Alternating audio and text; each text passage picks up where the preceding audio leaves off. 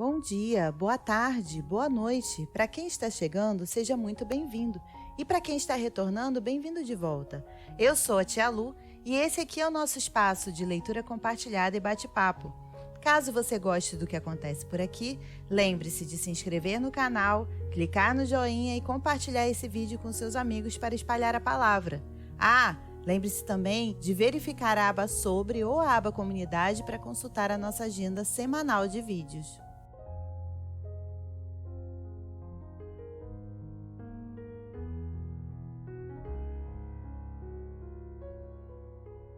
Olá, pessoa linda que está aí do outro lado, nos dando prazer de estar assistindo mais esse vídeo de leitura compartilhada. Estava aqui resgatando a minha colinha para ver qual é a parte de hoje. Estamos na parte 20 do nosso livro Nosso Lar, um livro escrito por Chico Xavier e André Luiz, psicografado por Chico Xavier. E bora para a leitura. Bora para a nossa leitura! Estamos aqui no momento da vida como um todo, assim, um pouco agitado, cheio de coisas, mas vamos em frente. Quando vocês estiverem assistindo, já vai ter passado um monte de coisa. Capítulo 37, a preleção da ministra. No curso de trabalhos do dia imediato, grande era meu interesse pela conferência da ministra veneranda. Ciente de que necessitaria permissão, entendi-me com Tobias a respeito. Essas aulas, disse ele, são ouvidas somente pelos espíritos sinceramente interessados. Os instrutores aqui não podem perder tempo. Fica você, desse modo, autorizado a comparecer com os ouvintes que se contam por centenas entre os servidores e abrigados dos ministérios da regeneração e do auxílio. Num gesto afetuoso de estímulo, rematou: desejo-lhe excelente proveito. Transcorreu o novo dia em serviço ativo. O contato de minha mãe, suas belas observações relativas à prática do bem, enchiam meu espírito de sublime conforto. A princípio, logo após o despertar, aqueles esclarecimentos sobre o bônus hora me haviam suscitado certas interrogações de vulto. Como poderia estar a compensação da hora afeta a Deus? Não era a atribuição do administrador espiritual ou humano a contagem do tempo? Tobias, porém, esclarecera minha inteligência faminta de luz. Aos administradores, em geral, impende a obrigação de contar o tempo de serviços, sendo justo, igualmente, instituírem elementos de respeito e consideração ao mérito do trabalhador. Mas quanto ao valor essencial do aproveitamento justo, só mesmo as forças divinas podem determinar com exatidão. Há servidores que, depois de 40 anos de atividade especial, dela se retiram com a mesma incipiência da primeira hora, provando que gastaram tempo sem empregar dedicação espiritual. Assim como existem homens que, atingindo 100 anos de existência, dela saem com a mesma ignorância da idade infantil. Tanto é precioso o conceito de sua mamãe, disse Tobias, que basta lembrar as horas dos homens bons e dos maus. Nos primeiros, transformam-se em celeiros de bênçãos do eterno. Nos segundos, em látegos de tormento e remorso, como se fossem entes malditos. Cada filho acerta contas com o pai conforme o emprego da oportunidade ou segundo suas obras. Essa contribuição de esclarecimento auxiliou-me a ponderar o valor do tempo em todos os sentidos. Chegada a hora destinada à preleção da ministra, que se realizou após a oração vespertina, dirigi-me em companhia de Narciso e Salúcio para o grande salão em plena natureza. Verdadeira maravilha o recinto verde, onde grandes bancos de relva nos acolheram confortadoramente. Flores variadas, brilhando à luz dos belos candelabros, exalavam um delicado perfume. Calculei a assistência em mais de 1000 pessoas. Na disposição comum da grande assembleia, notei que 20 entidades se assentavam em local destacado entre nós outros e a eminência florida onde se via a poltrona da instrutora.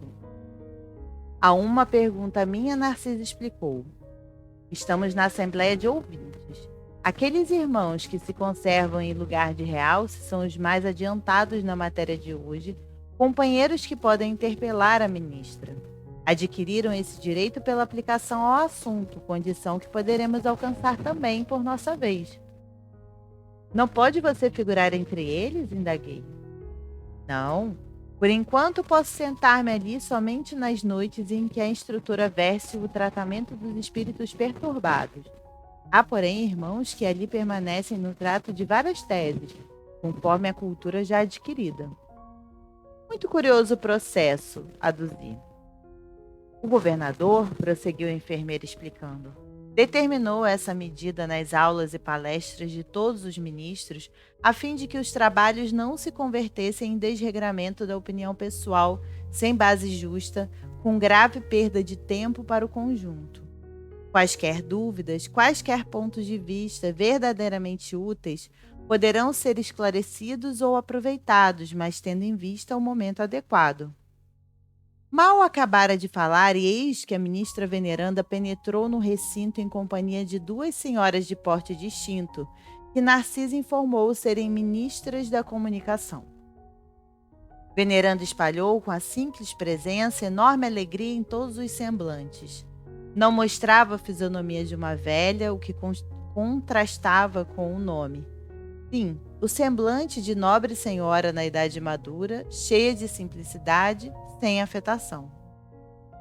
Depois de palestrar ligeiramente com os 20 companheiros, como a informar-se das necessidades dominantes na Assembleia, em geral, com relação ao tema da noite, começou por dizer: como sempre, não posso aproveitar a nossa reunião para discursos de longa tiragem verbal, mas aqui estou para conversar com vocês, relacionando algumas observações sobre o pensamento.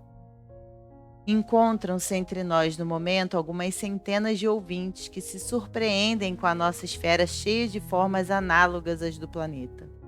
Não haviam aprendido que o pensamento é a linguagem universal? Não foram informados de que a criação mental é quase tudo em nossa vida? São numerosos os irmãos que formulam semelhantes perguntas. Todavia, encontraram aqui a habitação, o utensílio e a linguagem terrestres.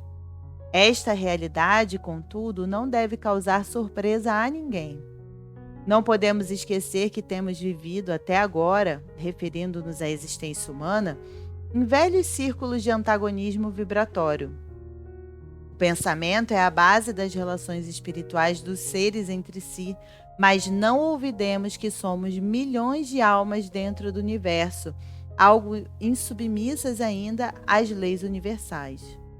Não somos, por enquanto, comparáveis aos irmãos mais velhos e mais sábios, próximos do divino, mas milhões de entidades a viverem nos caprichosos mundos inferiores do nosso eu.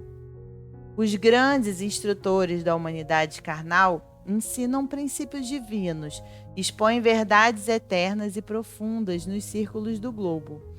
Em geral, porém, nas atividades terrenas, recebemos notícias dessas leis sem nos submetermos a elas e tomamos conhecimento dessas verdades sem lhes consagrarmos nossas vidas. Será crível que somente por admitir o poder do pensamento ficasse o homem liberto de toda a condição inferior? Impossível. Uma existência secular na carne terrestre representa período demasiadamente curto para aspirarmos à posição de cooperadores essencialmente divinos. Informamos-nos a respeito da força mental no aprendizado mundano, mas esquecemos que toda a nossa energia, nesse particular, tem sido empregada por nós, em milênios sucessivos, nas criações mentais destrutivas ou prejudiciais a nós mesmos. Somos admitidos aos cursos da espiritualização nas diversas escolas religiosas do mundo, mas com frequência agimos exclusivamente no terreno das afirmativas verbais. Ninguém, todavia, atenderá ao dever apenas com palavras. Ensina a Bíblia que o próprio Senhor da vida não estacionou no verbo e continuou o trabalho criativo na ação. Todos sabemos que o pensamento é força essencial, mas não admitimos nossa milenária viciação no desvio dessa força. Ora, é coisa sabida que um homem é obrigado a alimentar os próprios filhos. Nas mesmas condições, cada espírito é compelido a manter e nutrir as criações que lhe são peculiares. Uma ideia criminosa produzirá gerações mentais da mesma natureza. Um princípio elevado obedecerá à mesma lei. Recorramos a símbolo mais simples. Após elevar-se às alturas, a água volta purificada, veiculando vigorosos fluidos vitais no orvalho protetor ou na chuva benéfica. Conservemo-la com os detritos da terra e falaemos habitação de micróbios destruidores. O pensamento é força viva em toda parte. É a atmosfera criadora que envolve o pai e os filhos, a causa e os efeitos no lar universal. Nele transformam-se homens em anjos a caminho do céu ou se fazem gênios diabólicos a caminho do inferno. Apreendem vocês a importância disso? Certo, nas mentes envolvidas, entre os desencarnados e encarnados, basta o intercâmbio mental sem necessidade das formas, e é justo destacar que o pensamento em si é a base de todas as mensagens silenciosas da ideia, nos maravilhosos planos da intuição entre os seres de toda espécie. Dentro desse princípio, o espírito que haja vivido exclusivamente em França poderá comunicar-se no Brasil, pensamento a pensamento, prescindindo de forma verbalista especial, que nesse caso será sempre a do receptor, mas isso também exige a afinidade pura. Não estamos, porém, nas esferas de absoluta pureza mental, onde todas as criaturas têm afinidades entre si. Afinamo-nos uns com os outros em núcleos insulados e somos compelidos a prosseguir nas construções transitórias da Terra, a fim de regressar aos círculos planetários com maior bagagem evolutiva. Nosso lar, portanto, como cidade espiritual de transição, é uma bênção a nós concedida por acréscimo de misericórdia, para que alguns poucos se preparem à ascensão e para que a maioria volte à terra em serviços redentores. Compreendamos a grandiosidade das leis do pensamento e submetamo-nos a elas desde hoje. Depois de longa pausa, a ministra sorriu para o auditório e perguntou: quem deseja aproveitar? Logo após suave música, encheu o recinto de cariciosas melodias. Veneranda conversou ainda por muito tempo, revelando amor e compreensão, delicadeza e sabedoria. Sem qualquer solenidade nos gestos para evidenciar o término da conversação, findou a palestra com uma pergunta graciosa. Quando vi os companheiros levantarem-se para as despedidas ao som da música habitual, indaguei de Narcisa surpreendido. Que é isso? Acabou a reunião? A enfermeira bondosa esclareceu sorridente. A ministra Veneranda é sempre assim. Finaliza a conversação em meio ao nosso maior interesse. Ela costuma afirmar que as preleções evangélicas começaram com Jesus, mas ninguém pode saber quando e como terminarão. Essa parte do pensamento é importante, né? É sempre importante a gente refletir o que o nosso pensamento está criando, projetando à nossa volta. Capítulo 38, caso Tobias. No terceiro dia de trabalho, alegrou-me Tobias com agradável surpresa. Vindo o serviço ao entardecer, uma vez que outros se incumbiram da assistência noturna, fui fraternalmente levado à residência dele, onde me aguardavam belos momentos de alegria e aprendizado. Logo de entrada, apresentou-me duas senhoras, uma já idosa e outra bordejando a madureza. Esclareceu que esta era sua esposa e aquela irmã. Luciana e Hilda, não era eu, mas tinha o meu nome. Afáveis e delicadas, primaram em gentilezas. Reunidos na formosa biblioteca de Tobias, examinamos volumes maravilhosos na encadernação e no conteúdo espiritual. A senhora Hilda convidou-me a visitar o jardim para que pudesse observar de perto alguns caramanchões de caprichosos formatos. Cada casa em nosso lar parecia especializar-se na cultura de determinadas flores. Em casa de Lísias, as glicínias e os lírios contavam-se por centenas. Na residência de Tobias, as hortênsias inumeráveis desabrochavam nos verdes lençóis de violetas.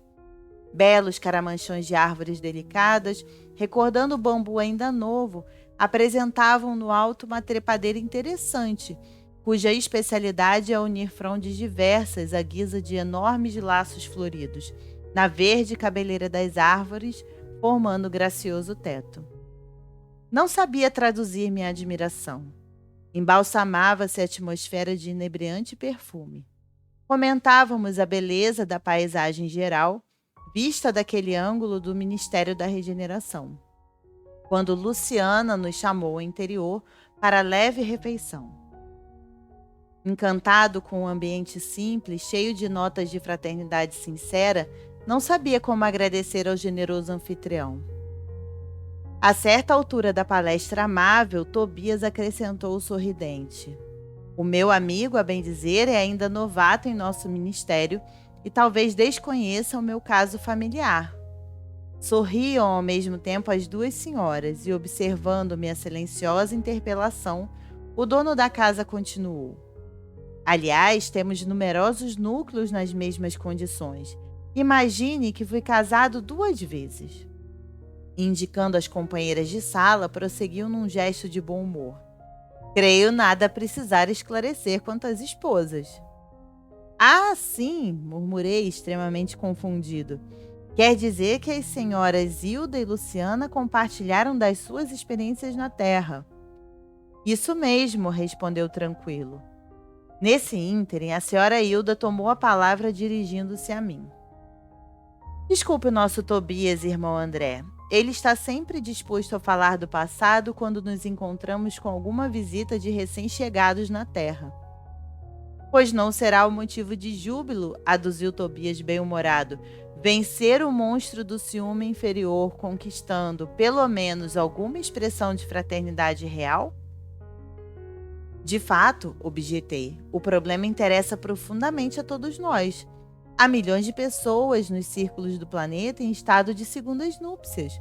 Como resolver tão alta questão afetiva considerando a espiritualidade eterna? Sabemos que a morte do corpo apenas transforma sem destruir. Os laços da alma prosseguem pelo infinito. Como proceder? Condenar o homem ou a mulher que se casaram mais de uma vez? Encontraríamos, porém, milhões de criaturas nessas condições.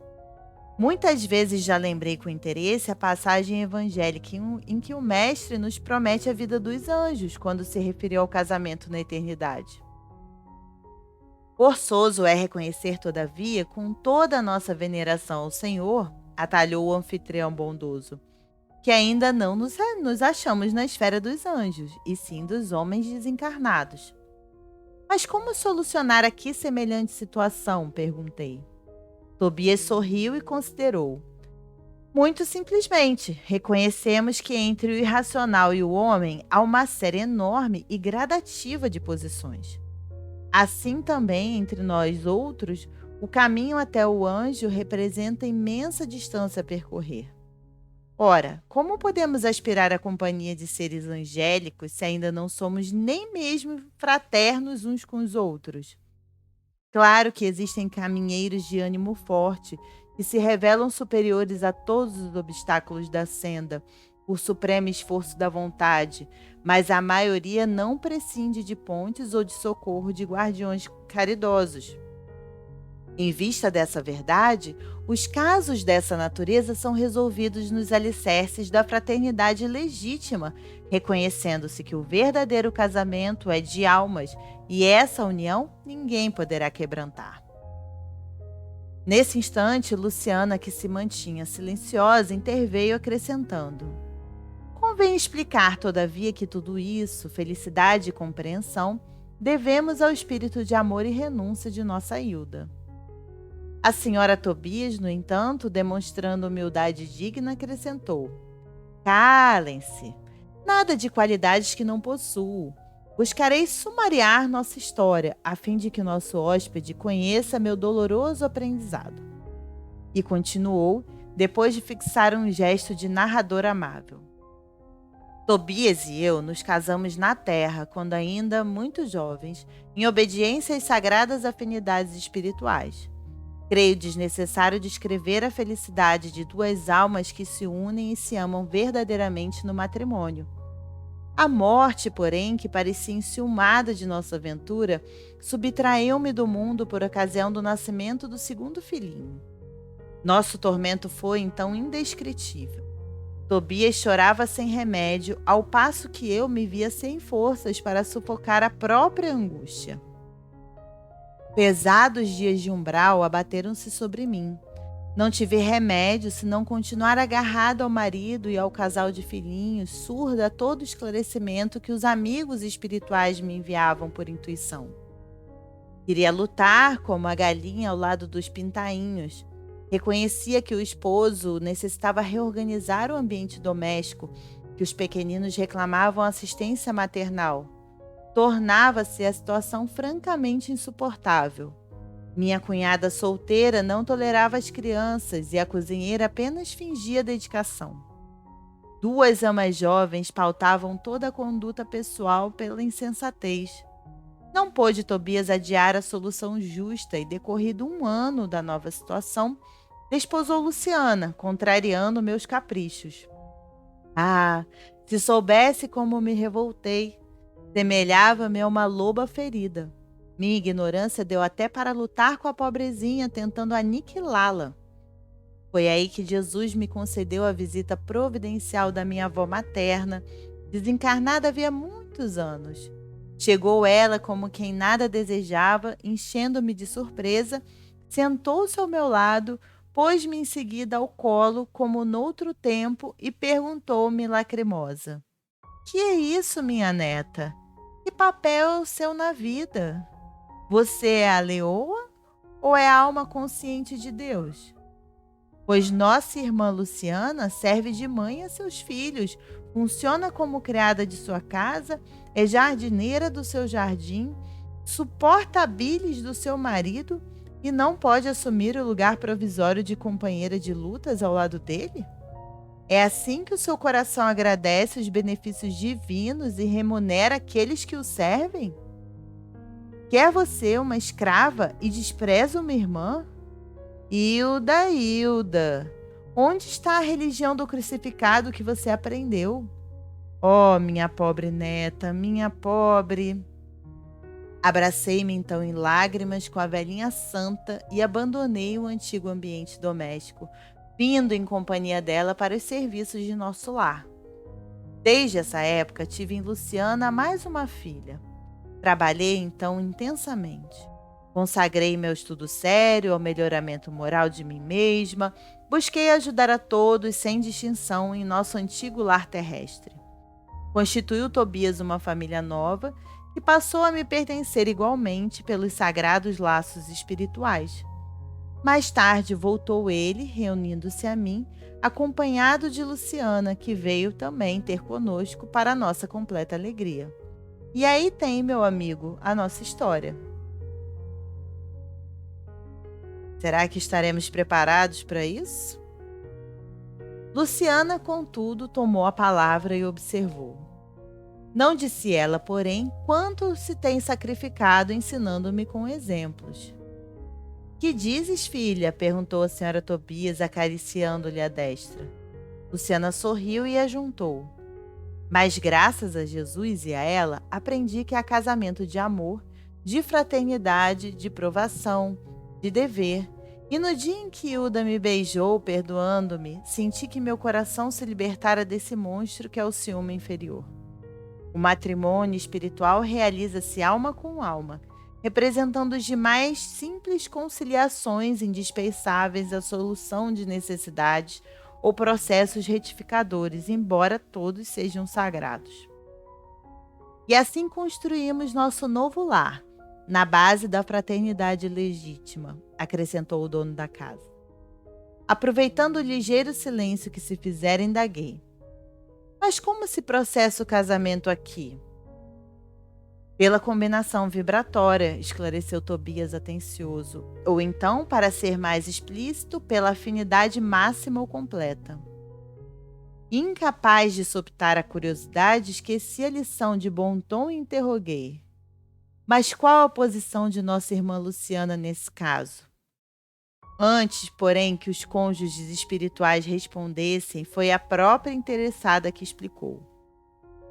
Quando desposei Tobias viúvo, já devia estar certa de que, com todas as probabilidades, meu casamento seria uma união fraternal acima de tudo.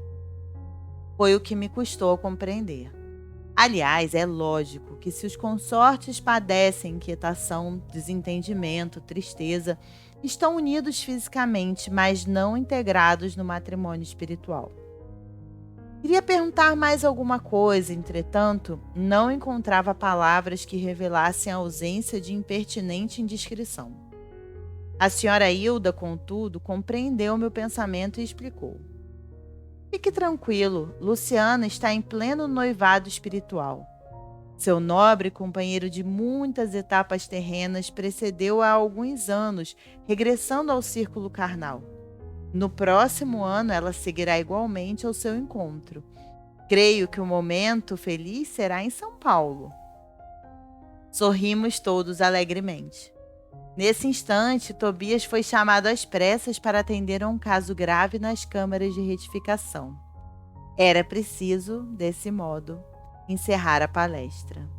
E é preciso, desse modo, também encerrar aqui nossa leitura de hoje do livro O Nosso Lar, esse livro que foi escrito por André Luiz, psicografado por Chico Xavier.